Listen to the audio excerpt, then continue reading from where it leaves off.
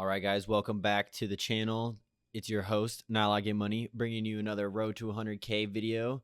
And today we're doing a little something different.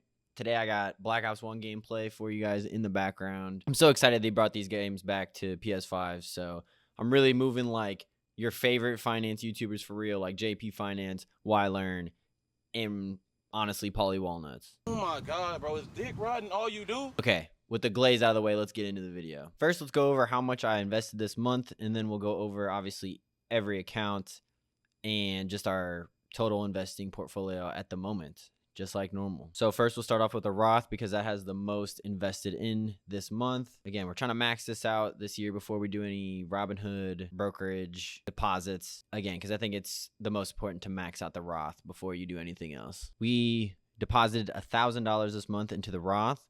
And real quick, I'll go over the buys. So on June 8th, we bought $100 into Google. June 9th, we bought $100 into Meta. June 11th, $100 in Microsoft. June 15th, $100 in the VU or the S&P 500. June 24th, we bought $100 into Google again. And then on June 30th, the last day of the month, we bought $500 in Microsoft. So big purchase into Microsoft. As you can see, $500 into Microsoft itself. You can see I'm very bullish on that company. I think it's on a dip. And again, any company that's in the Roth right now is a long-term holding. I don't see myself selling in the next 5 years any of these companies. So when I see dips on companies that I already have invested in, I think that's just a green light to go ahead and purchase big and, you know, hold for the long term. I think this can beat the market in the long term. Again, over the next over the next 3 to 5 years, honestly, I can see Microsoft beating the overall market in the future. So $1,000 invested into the Roth, which is really good. I think that was my goal last month, was to, you know, kind of keep $1,000 each month would be really solid in my opinion for my goals. So I'm glad we met that goal. I also did a little bit of rebalancing in the Roth. Don't want to just show you guys my winners, but I also want to go over sometimes that maybe you are over trading and you're kind of missing out on gains. So let me kind of go over that. So again, I believe in my Roth as it is, but I'll show you guys exactly what I ended up doing. So I ended up adding QQQ back into my Roth, and it's now like a 25 to 30% position, or I'm trying to get it to that in my Roth. The reason I took it out initially is because I thought the S&P was basically enough. Like I didn't need two of the same ETFs basically, but obviously the QQs are different than the S&P 500. The Qs have outperformed the S&P 500 pretty substantially this year. And I think I sold out of it in February. So I literally missed out on that like 16, 17% more gain. Again, not trying to chase that all the time. And you don't want to be chasing, you know, stuff like that. But I initially had Qs in my Roth for a reason. And I still think it's smart to have, you know, I might have overlapping stocks in both the Qs and VU. But the Qs still do give me more exposure to tech. And I believe in tech in the long term because those have been substantial gainers in the past 5 to 10 years, honestly. So I'm adding QQ back into my Roth, as well as I swapped out VYM, the Vanguard, for this Schwab dividend, so the SCHD. And I'm going to be honest, guys, it's really just because I think Schwab is a little bit different than the investments I already have. With VYM, I still think it's a good investment. Like, there's nothing wrong with it. I do think it's a little, not confusing, I should say, because I would know, but it's just nice to see, like, VU has that V, the Vanguard, but so did VYM, right? So I'm going to be real. The VU, I know, or the V in my portfolio in the Roth, I know for sure is the S&P, while the Schwab SCHD, you know, it's blue, it's different, it's not a V. I know is my like dividend ETF. So I'm going to be real. That's really the reason why. And it has a higher dividend payout. So again, it's really not a huge deal, but that's what I ended up doing. And I'll kind of give you guys my strategy for the next 1,000 that I'm going to be funding into this. So I have about $990 left to max out the Roth this year, which is super dope. It's super cool to see that. I don't want to be trying to time the market too much in this. So I think the best way for me is to just max it out and then move to Robinhood. I will, however, be trimming my Tesla, my Blackstone, and I think that's it that I'm going to be trimming. But basically what I wanted to do was concentrate more of my portfolio. Obviously, I just added Blackstone. I still think it's a good buy. But again, my Roth, I want to be like super less trade heavy. Like again, the S&P 500 is the base ETF that I have in my portfolio. And I just don't want to be like overthinking, overtrading. Again, I'm pretty exposed to Tesla as it is, as an S&P 500 company and a QQQ holding. So I don't think it's a huge deal if I trim my Tesla. I've made a lot of gains on Tesla. I still think it's an okay company to be invested in, just not as much for myself. Like, I have different priorities for my Roth as it is. I still have it in my Robinhood, but I want to trim it out of the Roth and just keep it into the VU and, the Qs for me. Next, we'll go over Coinbase because that's the next one that I had investments in, or I added deposits to. And it was only $200, but I bought $200 into Bitcoin twice, once on June 10th and once on June 25th. So again, $200 in Bitcoin. Again, it was at a pretty low amount. I think it was like just at 60K.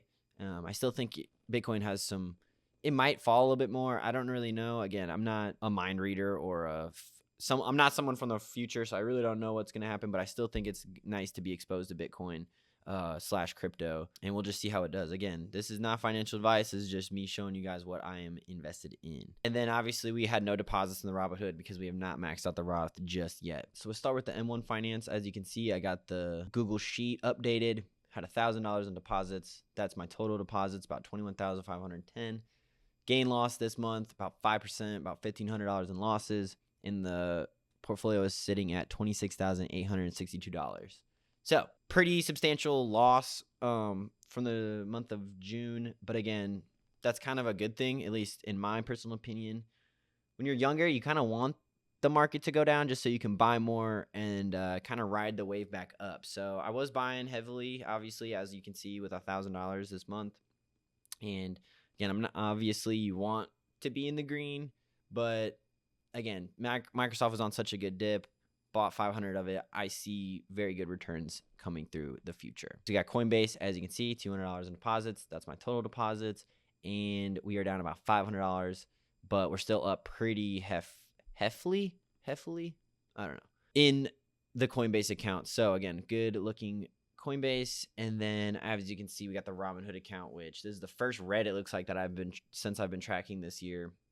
About $1,000 lost, about 6% loss, and the portfolio value is at $15,259.10. That brings the overall portfolio to $1,200 in deposits. We got $31,252 in total deposits, with about almost $3,000 in losses, 6% loss overall. All the portfolios combined, we are at $46,310.39. So pretty red month for me overall. Not going to let it affect my investing. Just going to keep investing in what I believe in. And again, things are on dips. That's great for me. Buy for the future, hold for the long term, and see the cash flow flowing in. Last but not least, I want to go over a clip that I thought was very informative from one of my favorite YouTubers on here, which is Joseph Carlson. He kind of explains his investing philosophy. And I think I never really had a word for it myself, but, I didn't really know what it was called.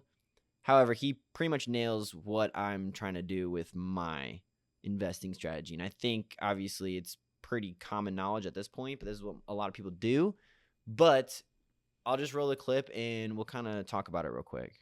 Now, when I look at this, first of all, before I highlight these 11 companies, I just want to say that I recommend overall having a hybrid approach where you have some of your money generally in ETFs. In fact, I believe the best strategy overall for investors is the core satellite strategy, where you have your core positions. This is typically like the S&P 500 with SPY or VU, or you have SCHG, that's a really good growth ETF. Those can be your core positions, which you have around 50% of your portfolio in. Then you have satellite positions. Those are your individual stocks that you think are market-beating stocks.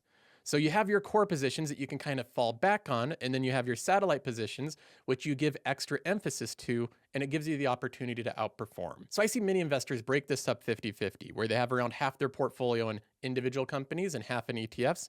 I think that's a good thing. So as you can see, he's talking about having that base ETF. Like I've been saying, you want to have your market returning investments where you're not really trying to pick stocks, you're just investing into the market overall. Then he talks about your satellite positions, which you are trying to beat the market with. Again, like your fun money, right? Like you want to have your base foundation in stocks, like over 50% of your money into foundational stocks and ETFs, or I guess not stocks, I should say ETFs that return at least the market or, somewhat less or somewhat better.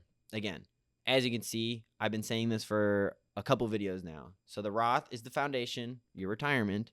Want to be holding for the long term. Don't want to think too much about it. That's why I'm trimming Tesla, trimming Blackstone. I just want to have a very condensed, very simple Roth that will grow over time, compound over time. With Robinhood and Coinbase, these are my satellite positions.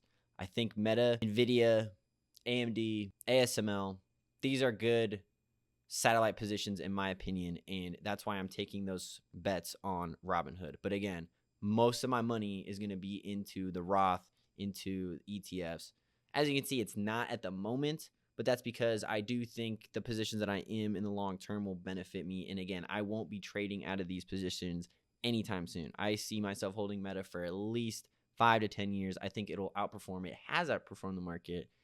And I still want gains in the Roth because they're tax free. So obviously you want to grow that as big as possible. So when you do withdraw it, you made a lot of money. That being said, guys, thanks for watching. And I hope you guys enjoyed some of this Black Ops content, Black Ops gameplay.